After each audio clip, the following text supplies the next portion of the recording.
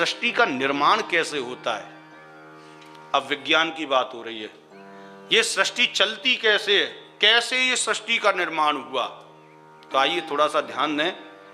देखिए, पहले इस दुनिया में कुछ नहीं था। मैं विज्ञान को भी साथ लेके चलूंगा, लेकिन विज्ञान से पहले हमारा शास्त्र है। आप भागवत जी उठाएं तो सृष्टि का निर्माण कैसे हुआ ना, आप इसको पढ़ेंगे ना, तो जो विज्ञान अब बता रहा है वो हमारे पूर्वज पहले ही बता के चले गए। व्यास जी ने पहले लिख के चले गए कि ये कैसे हुआ, इस सृष्टि का निर्माण कैसे हुआ। बोले भैया, जब इस सृष्टि पर कुछ नहीं होता है तो दो चीज रहती हैं, एक शेष और एक अशेष। शेष का मतलब होता है कुछ रह गया, और अशेष का मतलब कुछ नहीं रहा। केवल दो ही चीज रहती हैं, दो ही शब्द रहते हैं, शेष और अशेष। केवल कल्पना मात्र। शेष कौन? बोले शेषनाग। अशेष कौन? बोले जल। केवल जल ही जल। तो पहले जल ही जल था, चारों तरफ पानी पानी पानी पानी, और इस जल के मध्य में ब्रह्मांड अंड के रूप में विराजमान था। पूरा ब्रह्मांड अंड, अंडे के रूप में, पूरा ब्रह्मांड अंड के रूप में विराजमान था। वाइस तत्वों ने मिलकर इस अंड से सृष्टि करी, घर्षण किया, और घर्षण किया तो ये जो है ब्रह्मांड फटा, और जैसे ही फटा तो इसमें से एक महापुरुष, जिसको बोलते आदि पुरुष, बाहर निकला।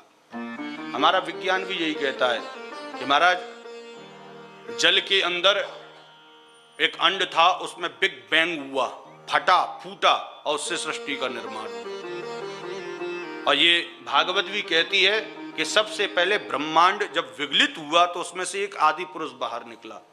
अब आदि पुरुष ने चारों तरफ देखा, केवल जल ही जल व्याप्त था, तो मन की कल्पना से शेष को याद किया, तो शेष नाग आए और जल के मध्य में कुंडली बनाई, चारों तरफ से कुंडली बनाई।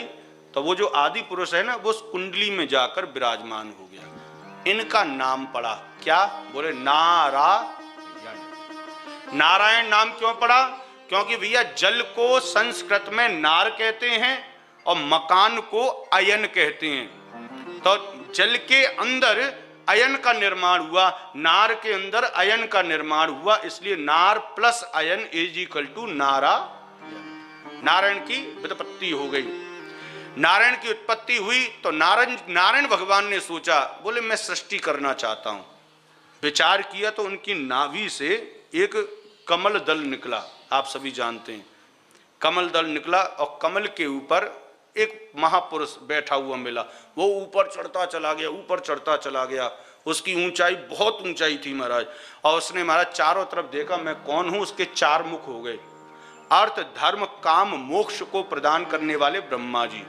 चारों तरफ देखा, शब्द निकला, मैं कौन हूं। तब नारायण भगवान ने आकाशवाणी करी, बोले तू मेरा बच्चा है। बोले मुझे क्यों प्रकट किया? देखो इधर से निकला था, नाभि से। हर माता के गर्भ से ही बालक पैदा होता है। कहां से? पेट से होता है कि नहीं? नारायण के हाँ, तो नाभि से वह कमल दल निकला है। ब्रह्मा जी पैदा हो गए। ब्रह्मा जी से कहा कि तुम सृष्टि का निर्माण करो।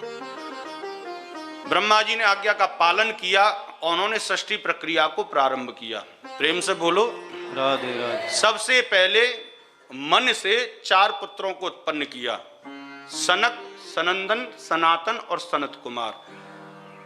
इन चारों को आज्ञा दी, बोले जाइए आप सृष्टि का निर्माण कीजिए।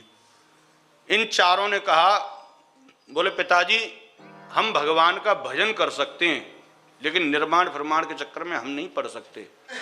अच्छा, ये गए तो ब्रह्मा जी ने सोचा कि ये बोल के गए हैं, लेकिन कुछ ना कुछ तो करेंगे। 5 वर्ष व्यतीत हो गए। 5 वर्ष बाद ब्रह्मा जी सनकादिक ऋषि के पास में पहुंचे, उन चारों बालकों के पास। 5 वर्ष के हो गए। बोले तुमने कुछ किया? बोले पिताजी हम तो पहले ही बोल के गए, हमारे बस की बात नहीं। हरि शरणम हरि शरणम, हम तो केवल भजन कर रहे हैं बैठ के। ब्रह्मा जी को क्रोध आया और श्राप दे दिया।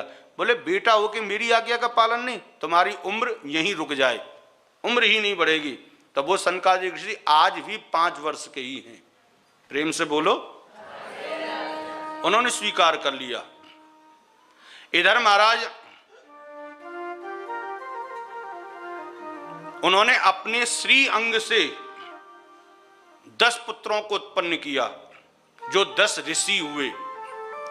फिर उसके बाद भी जब वो भजन में लीन हो गए, ब्रह्मा जी की बात नहीं मानी, तो गोद से नारद जी को उत्पन्न किया। लेकिन नारद जी ने भी ब्रह्मा जी की बात नहीं मानी, वो भी भजन करने के लिए चले गए। तो अब इन पे नहीं रहा गया और इनको आया क्रोध, और जैसे ही क्रोध आया तो इनका कपाल फटा और उसमें से एक ज्योति बाहर निकली और देखते ही देखते विशाल का स्वरूप धारण कर लिया।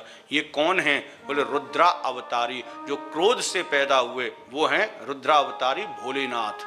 प्रेम से बोलो राधे राधे। भोलेनाथ का प्राकट्य हुआ। ब्रह्मा जी ने कहा भोलेनाथ आप जो है सृष्टि का निर्माण करो। तो भोलेनाथ आज्ञाकारी हैं। बोले जी पिताजी।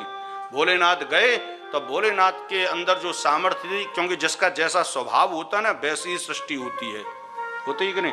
कोई जैसे आपने देखा होगा नाटे नाटे का विवाह हो जाता है, छोटे छोटे, तो उनके बच्चे जो होते हैं ना वो लंबे नहीं होते, नाटे नाटे होते हैं, होते हैं कि नहीं? तो वही था हमारा ब्रह्मा जी, भोलेनाथ ने अपने हिसाब से मनोविचार से सृष्टि का निर्माण करना प्रारंभ किया।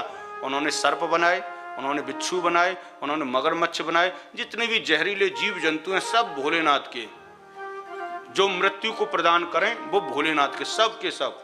अब ब्रह्मा जी एक बार गए, पूछा बाबा कछु बनाया? बोले हाँ आइए। एक तालाब के किनारे ले गए, देखो मैंने एक बहुत बढ़िया चीज बनाई। बोले क्या बनाई? बोले निकल भाई बाहर निकल। आओ महाराज जैसे मगरमच्छ मुंह फाड़ के निकलो, धोती पकड़ के ब्रह्मा जी ब्रह्मलोक पहुंचे।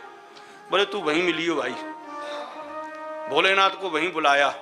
बोले तूने ये क्या बनाया? बोले आपको नाम है मगरमच्छ। प्रेम से बोलो। अरे भैया मैंने कही थी सृष्टि बढ़ाने वाली सृष्टि बना, तूने सृष्टि को समाप्त करने वाली सृष्टि बना दी। बोले एक काम कर, तेरे अंदर क्रोध बहुत है, तू तो ठंडा हो, कैलाश पर्वत पे जाके विराजमान हो जा। हाँ आज के बाद मैं तुझे आज्ञा दूंगा, लेकिन अंतिम समय पे आज्ञा दूंगा, क्योंकि तू मौत का देवता है, मृत्यु का देवता। तो भोलेनाथ को पद दे दिया। बोले आप मृत्यु के देवता हैं, संहार के देवता हैं। प्रेम से बोलो। यहाँ ब्रह्मा जी विचार करने लगे क्या करूं क्या करूं क्या करूं, समझ में नहीं आ रहा कैसे सृष्टि का निर्माण हो। तो भैया आज ब्रह्मा जी ने कुछ अलग सोचा। बोले कुछ ऐसा होना चाहिए जो ऑटोमेटिक प्रोसेस हो। हर आदमी चाहता भी यही है कि कुछ भी हो ना अलग। पहले साइकिल बनी थी, उसमें मोटर लगा दी, अब पैर चलाने की आवश्यकता नहीं है, क्या हो गई? मोटरसाइकिल। प्रेम से बोलो, हुई कि नहीं? सब ऑटोमेटिक हो जाए सब। अभी तो देखो धीरे धीरे करके विज्ञान इतनी आगे भाग रहा है। अभी आपको कार चलानी पड़ती है, वो डायरेक्शन देना पड़ता है ना, लेकिन एक समय ऐसा भी आएगा कि आपको कुछ नहीं, केवल गाड़ी में बैठो और उसमें डाल दो, आपको मथुरा जाना है, मथुरा पहुंच जाओगे, बस काम खत्म। प्रेम से बोलो। सब ऑटोमेटिक हो जाएगा। तो ब्रह्मा जी ने भी यही विचार किया कुछ ऐसा होना चाहिए ऑटोमेटिक प्रोसेस। तो ब्रह्मा जी ने अपने शरीर के 2 हिस्से किए। वैसे ये विषय बहुत लंबा है, मैं तो बहुत सूक्ष्म में आपको चरण वाइज चरण बता रहा हूं, बहुत लंबा विषय है। वो ब्रह्मा जी ने अपने शरीर के 2 हिस्से किए, एक पुरुष के रूप में परिणत हो गया और एक स्त्री के रूप में, और एक का नाम था मनु, एक का नाम था शतरूपा। गोस्वामी जी लिखते हैं स्वयंभू मनु अरु शतरूपा इनते भय नर सृष्टि अनूपा। प्रेम से बोलो राधे। अच्छा मैंने ये सृष्टि की कथा आपको सुनाई, अब कुछ नहीं है, हो गई सृष्टि। मनु शतरूपा हुए, इनसे 5 संतानें हुई और यहीं से सृष्टि चालू होती चली गई। आपके जो पूर्वज है ना, सबसे पहले कौन है? सबसे पहले हम उसी के वंशज हैं, सब के सब हम उसी के बालक बच्चे हैं, टोटल सब उन्हीं के हैं।